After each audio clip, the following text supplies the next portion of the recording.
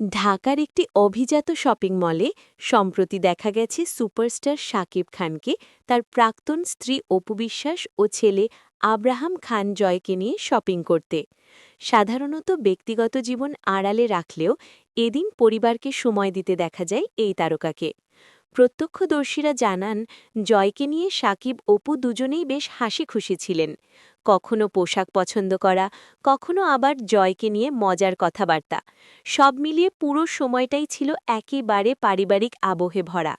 অনেকেই বলছেন, সন্তান জয়ের জন্যই সব দূরত্ব ভুলে একসাথে সময় কাটাচ্ছেন শাকিব অপু। এই দৃশ্য দেখে ভক্তরাও বেশ আবেগপ্রবণ হয়ে পড়েছেন। সামাজিক যোগাযোগ মাধ্যমে ইতোমধ্যেই বিষয়টি নিয়ে আলোচনা শুরু হয়েছে।